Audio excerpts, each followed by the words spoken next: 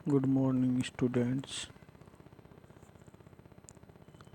आज अपने 5.2 की प्रश्नावली को कर रहे हैं जो कि समांतर श्रेणी है। पीछे जैसे आपको बताया एपी है वो क्या होती है, A1 A2 A3 dash dash AN होती है। A1 को अपन A लिखते हैं, A2 को अपन A+D लिखते हैं, A3 को अपन A+2D लिखते हैं। इसी प्रकार अपन अब 5.2 की प्रश्नावली में अपने को दो सूत्र याद रखने। समांतर श्रेणी का nवां पद an बराबर a plus n minus 1 into D,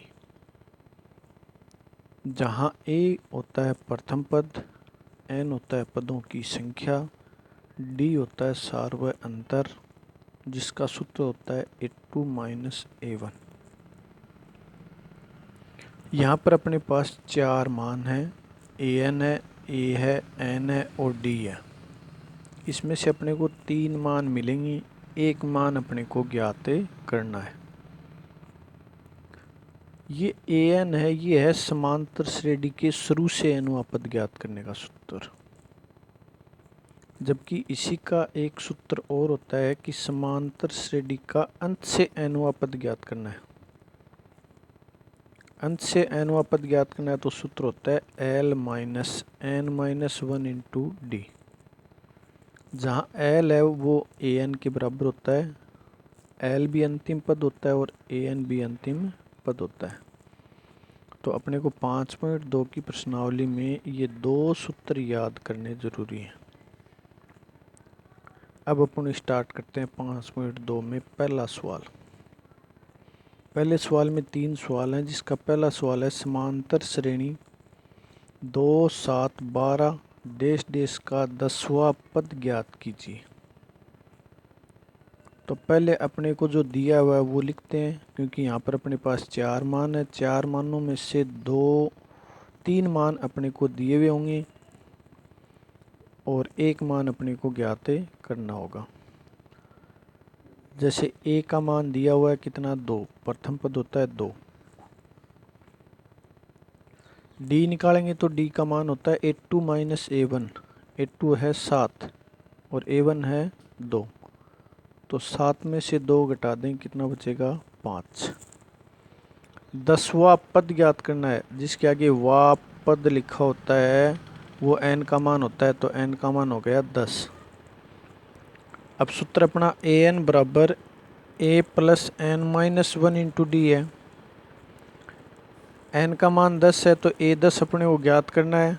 a का मान 2 हो गया, n का मान 10 हो गया, d का मान 5 हो गया। इस सूत्र में रख देते हैं 2 प्लस 10 माइनस 1 गुणा 5। सर्वप्रथम अपन कोष्टक को सरल करते हैं, तो 2 प्लस 10 में से घटा देंगे 9 गुणा 5। 9 गुणा 5 कितने हो गए 45, प्लस 2, 45 में 2 जोड़ेंगे हो जाएगा 47। कई यहाँ गलती कर देते हैं, पहले 9 में 2 जोड़ देते हैं। वोडामास नियम है, पहले भाग को सरल करो, फिर गुणा को सरल करो, फिर जोड़ को और फिर बाकी को। तो पहले अपन गुणा को सरल करेंगे, तो श्रेणी का 10वां पद है वो क्या गया 47। ये इसका हो गया आंसर। अब दूसरा सवाल है, एपी दे रखी है √2, 3√2, 5√2 डैश डैश का 18वां पद ज्ञात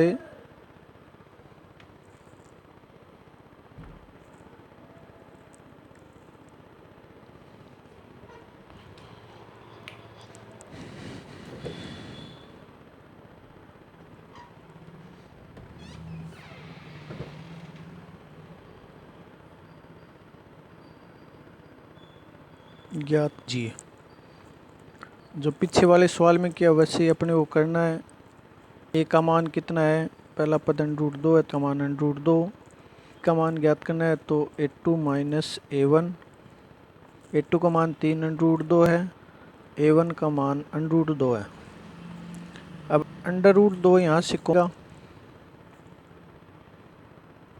तो 3 माइनस 1 बचेगा, 3 में से 1 जाएगा, कितना बचेगा, 2 बचेगा, और √2 से गुणा करेंगे तो आ जाएगा 2√2। 18वां पद ज्ञान है तो n का मान 18 हो गया। तो बचा क्या, an। तो अपन किससे ज्ञात किए, an का सूत्र लगा देंगे, an बराबर a plus n minus 1 into D. n का मान 18, a का मान √2 और d का मान 2√2 रखते हैं। तो √2 प्लस 18 माइनस 1 गुणा 2√2। पहले की तरह कोष्टक को सरल करते हैं। √2 प्लस 18 में से गया 17 गुणा 2√2। पहले गुणा को सरल करेंगे, 17 गुणा √2 को गुणा करेंगे तो 34√2। 34√2 में √2 जोड़ देंगे तो आ जाएगा 35√2। ये इसका क्या हो गया, आंसर। अब पहले सवाल में तले इसको आपको स्वयं में करना है, जिसमें दे रखा है 9, 13, 17, 21 का 24वां पद ज्ञात कीजिए। यह आपको स्वयं को करना। अब प्रश्न नंबर 2 है, उसमें 4 सवाल हैं। पहला सवाल है जैसे AP 21, 18, 15 डैश डैश का कौन सा पद -81 है। तो श्रेणी होती है, उससे अपन 2 मान निकाल सकते हैं, ए का और डी का। तो ए का मान 21 हो गया, डी का सूत्र होता है A2 माइनस A1। A2 का मान 18, A1 का मान 21। तो 18 माइनस 21 किसके ज़्यादा हैं, माइनस के। कितने ज़्यादा हैं, 3। तो डी का मान आ जाएगा -3। अब यहाँ पर अपने को ये ज्ञात करना है कि n पूछा है या an। अब देखो -81 इसके आगे वाह पद नहीं लिखा हुआ है। जिस प्रश्न में कौन सा, कितने, कोई एक पद ये दिया हुआ है तो इसका मतलब अपने को किसका मान ज्ञात करना है, n का। तो n का इसमें कौन सा दिया हुआ है तो n का ज्ञात करना है, तो इसका मतलब -81 किसका मान हो गया, an का। अब अपन an का सूत्र लगा देंगे, a plus n minus 1 into D. an का मान -81 बराबर a का मान 21 हो गया, प्लस n का मान ज्ञात करना है तो n के स्थान पर n हो गया -1 और गुणा d का मान माइनस से। अब यहाँ पर विधियाँ अलग अलग हैं लेकिन अपन सीधी विधि से करते हैं। तो जो ये a है अकेला, इसका अपन इधर पक्षांतरण कर देते हैं। तो ये 21 किसका है, प्लस का, किसका हो जाएगा, माइनस का। तो अपन ने लिखा है -81, 21 इधर है तो -21 हो गया। इधर जो बचा है n-1 गुणा -3। -81 और -21 को जोड़ देंगे तो दोनों माइनस के जुड़ जाएंगे, माइनस का 102 हो जाएगा, n-1 गुणा -3। अब देखो ये गुणा में है, जब पक्षांतर करते हैं तो जोड़ वाला तो माइनस में हो जाता है, माइनस वाला प्लस में हो जाता है, इंटू में होता है वो भाग में चला जाता है, और भाग में होता है वो गुणा में चला जाता है। तो यहाँ पर -3 है वो गुणा में है तो कहाँ चला जाएगा, भाग में। तो माइनस से माइनस कट जाएगा। अब 102 में 3 का भाग दें कितना आएगा, 34। इधर बचा अपना n-1। तो इसको अपन ये भी लिख सकते हैं n-1 किसके बराबर है, 34 के। अब n का मान ज्ञात करना है तो इस -1 का इधर क्या कर देंगे, पक्षांतरण। तो -1 है वो किसका हो जाएगा, प्लस का। तो n का मान कितना आ जाएगा, 35। तो अपन नीचे लास्ट में लिख दें, अतः AP का 35वां पद है वो कितना है, -81 है। कर सकते हैं, बहुत ही इजी है। इसी प्रकार अपन दूसरा सवाल लेते हैं। AP दे रखी है 84, 80, 76। इसमें भी कह रहा है कौन सा पद क्या है, शून्य। तो AP दे रखी है तो अपन वही 2 मान निकाल सकते हैं, A का मान और D का मान। A का मान 84 है ही, D का मान A2 माइनस A1, A2 का मान 80 माइनस A1 का मान 84। अब किसके ज़्यादा है, यहाँ पर माइनस के ज़्यादा है, माइनस के ज़्यादा है तो कितने हो गए, -4। अब कौन सा दिया हुआ है तो इसका मतलब एन का मान ज्ञात करना है। तो ए एन का मान क्या होगा, ए एन का मान इसमें क्या दे रखा है, शून्य, तो शून्य हो गया।